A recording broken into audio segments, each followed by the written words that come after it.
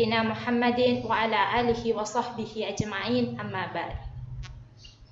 Alhamdulillah, segala puji bagi Allah atas kesempatan dan rahmatnya kita masih sempat mengikuti kajian Kahfa Islam pada sore hari ini. Salawat dan salam senantiasa kita haturkan kepada junjungan kita Nabiullah Muhammad sallallahu alaihi wasallam. Allahumma shalli kepada jamaah kajian Islam Kahfa Nasaruddin Umar Office, selamat datang kembali. Semoga kita senantiasa diberikan kesehatan oleh Allah Subhanahu wa taala. Yang terhormat narasumber kita Ustaz Dr. Abdul Mu'id Nawawi MA selaku peneliti di Nusa Institute. Alhamdulillah pada sore hari ini kita akan belajar bersama terkait filsafat hidup mengenai perempuan dalam pemikiran Nasaruddin Umar. Baik, sebelum kita persilahkan kepada narasumber, saya akan memaparkan materi pada sore hari ini. Perkenalkan, saya Susan Ramadhani selaku moderator akan membacakan sedikit terkait tema yang akan kita kaji bersama pada sore hari ini. Mengutip dari salah satu artikel mengenai pandangan Prof. Nasaruddin Umar terkait memperdayakan perempuan adalah dalam tradisi pemikiran Islam, filsafat Islam, perempuan tidak dibedakan dengan laki-laki, tapi justru disetarakan sepanjang ia mempunyai kemampuan lebih. Dijelaskan pula bahwa citra teologi perempuan tercipta dari tulang rusuk, perempuan diciptakan untuk melengkapi hasrat laki-laki, dan perempuan penyebab jatuhnya Adam dari langit. Kebahagiaan ke bumi. Sesungguhnya asumsi ini tidak ditemukan dasarnya yang kuat di dalam Al-Quran dan hadis, tetapi lebih banyak berasal dari kitab suci agama Islam, kitab suci agama lain.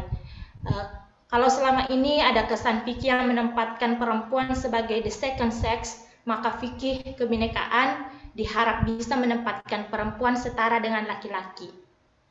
Fikih kebinekaan ini diharapkan memberdayakan kaum perempuan sebagaimana halnya laki-laki. Bekerja adalah salah satu hak asasi manusia yang mendasar. Dilihat dari berbagai sudut, seseorang bekerja untuk ataupun perempuan, apapun alasannya, seolah-olah dianggap cacat ataupun beban sosial. Maka dari itu berbagai asumsi negatif bisa muncul terhadap orang-orang yang tidak bekerja dalam berbagai bidang penelitian. Begitupun dalam masyarakat Ustaz Dr. Muhammad Mu'id Nawawi MA terkait filsafat hidup perempuan dalam pemikiran Nasaruddin Umar. Kepada beliau dengan hormat disilahkan. Terima kasih. Assalamualaikum warahmatullahi wabarakatuh. Alhamdulillah, salatan wa salaman daimani mutalazimain ala Rasulillah wa ala alihi wa sahbihi wa la haula wa la quwata illa billah. Segala puji hanya bagi Allah Subhanahu wa taala atas kesempatan kita berjumpa kembali dalam kajian Islam Kahfa Nasaruddin Umar Office.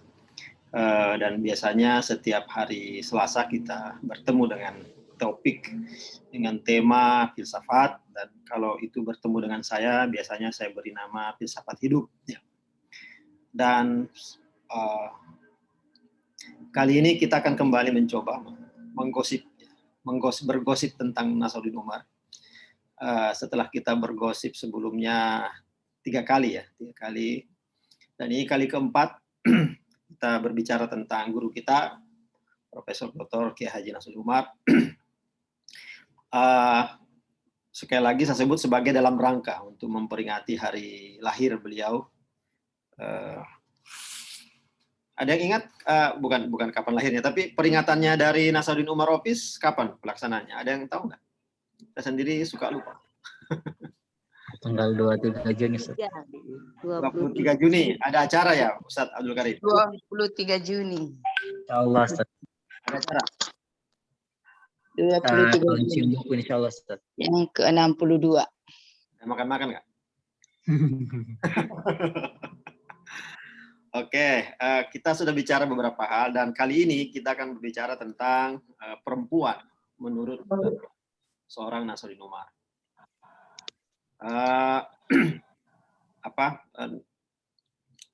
Tema ini menarik ya menurut saya karena Pak Nasar itu memulai karir, bukan memulai ya, tapi mengalami lonjakan cukup berarti sehingga beliau tembus ke level nasional, bahkan menuju internasional pada waktu itu adalah ketika beliau membahas tentang gender. Ya. Disertasinya berjudul argumen kesetaraan gender dalam Al-Quran, yang dulu pertama kali terbitkan oleh para Madinah ya. Kemudian belakangan kalau nggak salah diterbitkan oleh Dian Rakyat. Dian Rakyat itu tentang perempuan, ya, tentang perempuan. Setelah itu beliau sepertinya meninggalkan kajian gender dan memasuki kajian tasawuf. Jadi kajian tasawuf. Saya pribadi tidak menamai beliau meninggalkan. Beliau tidak pernah misalnya berada di gender kemudian beralih ke tasawuf. Sebenarnya tidak pernah. Kenapa tidak pernah begitu? Karena dari dulu beliau memang dalam dunia tasawuf, ya, mengamalkan ajaran tasawuf, mengamalkan amalan-amalan zikir dan seterusnya yang bernuansa tasawuf. Itu pada waktu beliau mengkaji gender juga demikian. Jadi kita tidak bisa mengatakan Pak Nasar itu beralih dari kajian gender kepada kajian tasawuf. Walaupun dalam kenyataannya kita melihat memang Pak Nasar hampir tidak lagi pernah membahas tentang gender. Sepertinya beliau menganggap itu masa lalunya. Kemudian sekarang lebih banyak bicara tentang tasawuf. Tapi kalau dikatakan beralih ya tidak, karena dari dulu memang Pak Nasar adalah pengamal tasawuf, pengamal dunia sufisme, ya, yang sangat intensif, ya, sehingga beralih tidak bisa disebut demikian. Itu alasan pertama kenapa Pak Nasar tidak bisa disebut beralih.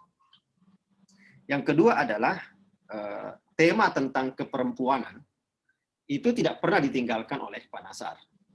Tidak pernah ditinggalkan. Walaupun Pak Nasar tidak hilang suaranya. Ya, mengalami keterputusan. Maaf. Oh ya, satu kali saya tidak pakai peci, lupa saya bawa pecinya. Saya lagi di Bogor. Pangling Ustadz. Ya, ini kali pertama tidak pakai peci di hadapan kajian Nuo, padahal ya lupa bahwa lebih muda.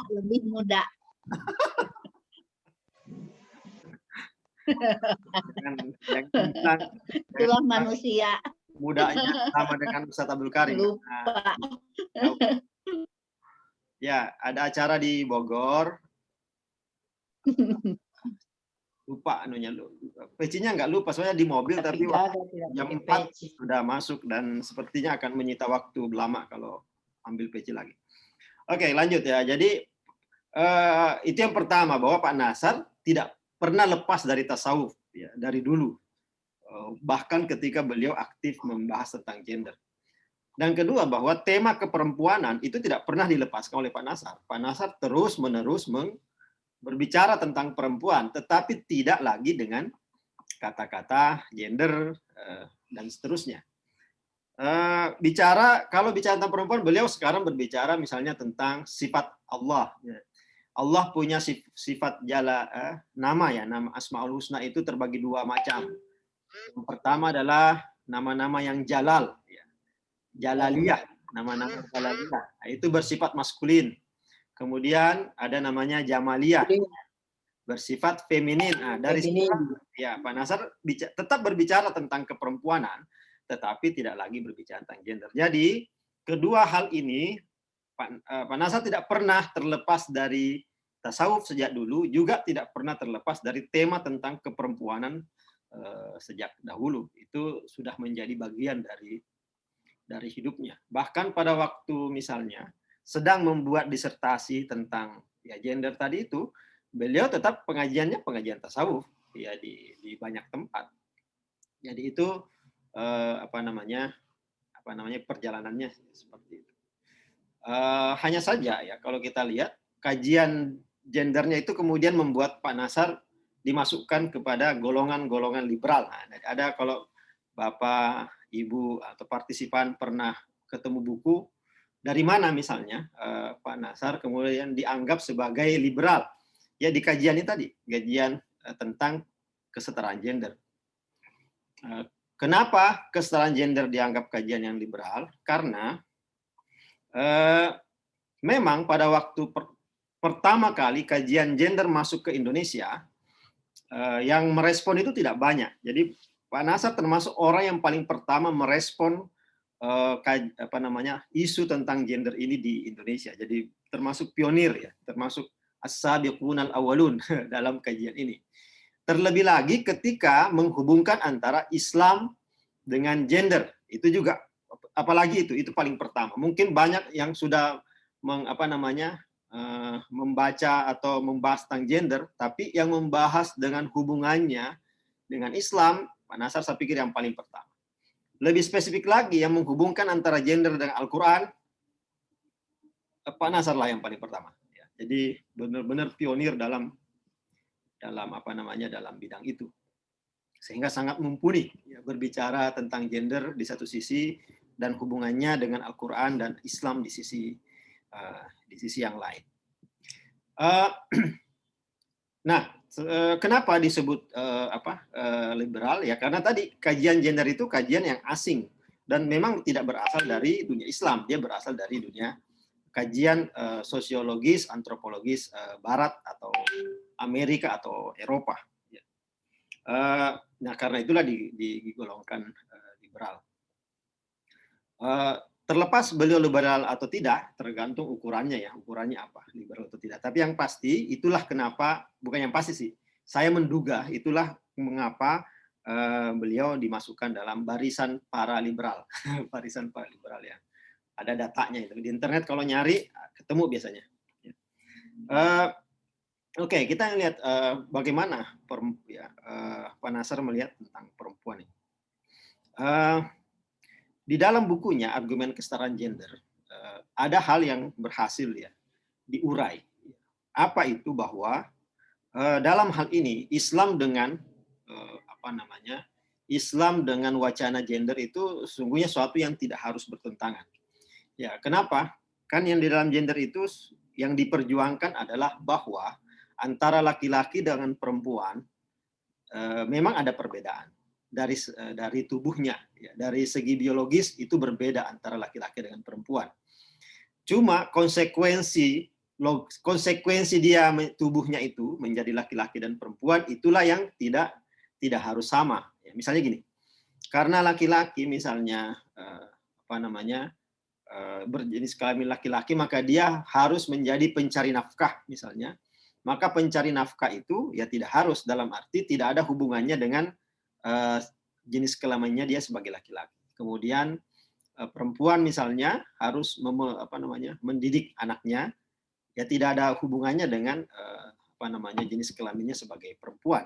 Yang berhubungan erat dengan jenis kelaminnya adalah bahwa perempuan itu mengandung, ya, kemudian menyusui, itu iya, karena tidak mungkin bertukar antara laki-laki dengan perempuan. Tetapi mendidik, mencari nafkah itu kemudian adalah persoalan gender. Apalagi kemudian masuk ke wilayah kepemimpinan misalnya, yang paling seksi itu wilayah kepemimpinan. Apakah perempuan boleh menjadi pemimpin atau tidak?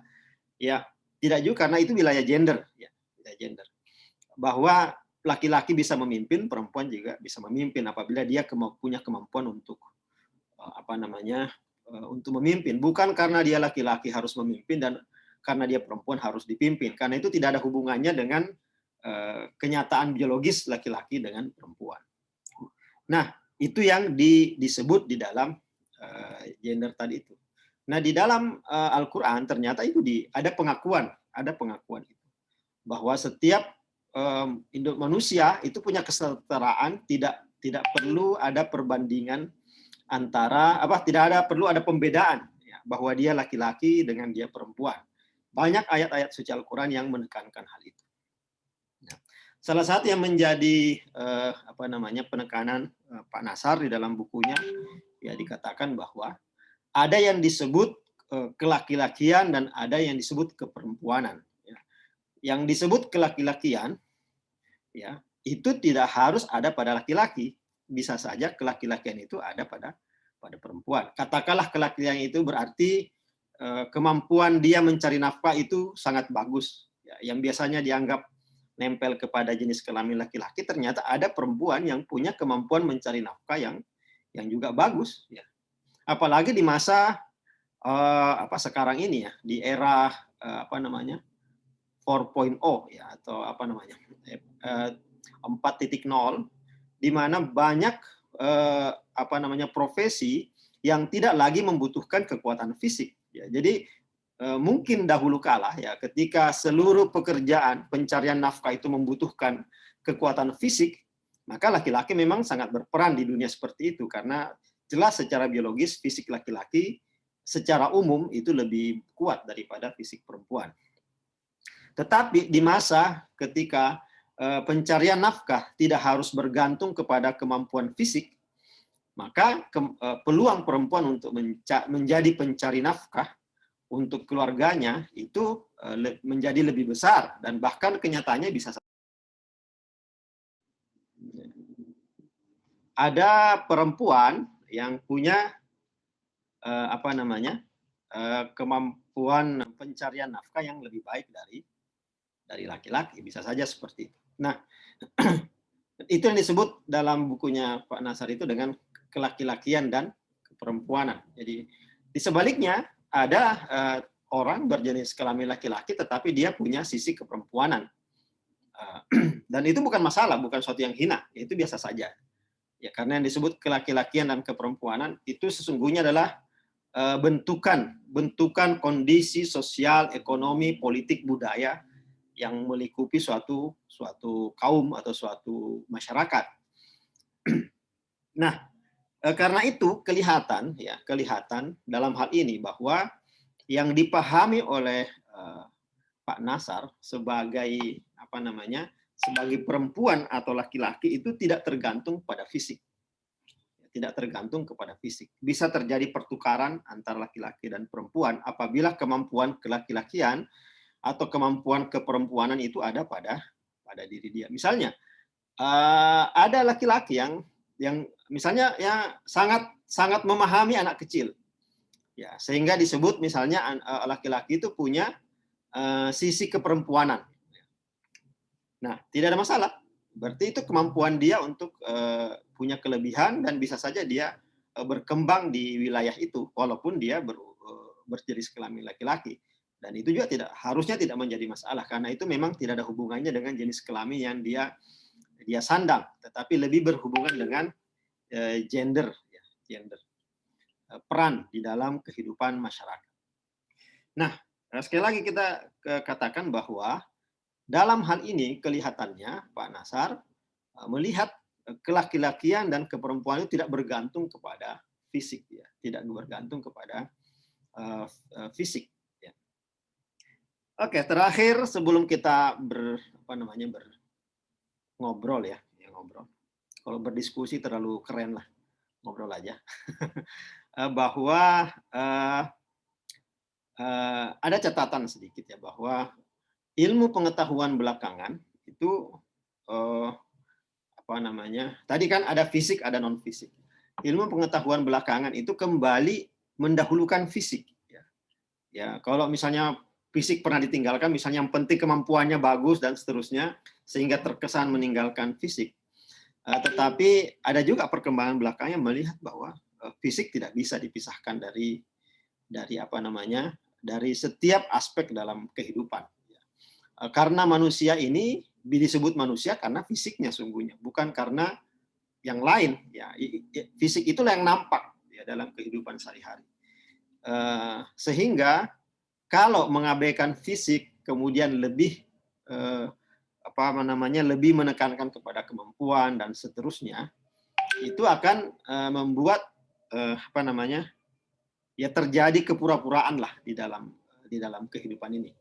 Ya, karena kita sebagai makhluk manusia biasa ya kita akan melihat fisik orang. Misalnya kalau kita berjumpa dengan orang, ya kita kan tidak sempat untuk memahami dia siapa dan bagaimana kita harus bersikap kepada dia karena kita belum mengenal dia. Mau tidak mau yang kita tahu adalah fisiknya.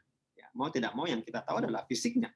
Nah, itulah yang membuat kita mempengaruhi interaksi kita dengan seseorang. Ya karena itu dan kalau kita perhatikan dalam hidup ini kan ya kita lebih banyak yang kita tidak kenal secara baik daripada yang kita kenal secara baik. Nah, mereka yang kita tidak kenal secara baik mau tidak mau kita mengambil pendekatan fisik ya kepada mereka daripada orang-orang yang kita kenal. Dan karena orangnya lebih banyak, tentu saja kehidupan kita ya lebih banyak diwarnai oleh pendekatan fisik tadi, bukan oleh pendekatan yang lebih dalam sebagaimana yang diinginkan tadi salah satu pemikiran Pak Nazar tentang perempuan. Oke, sebagai pengantar saya kira itu. Mohon maaf apabila kurang lengkap. Saya serahkan kembali kepada Mbak Susan.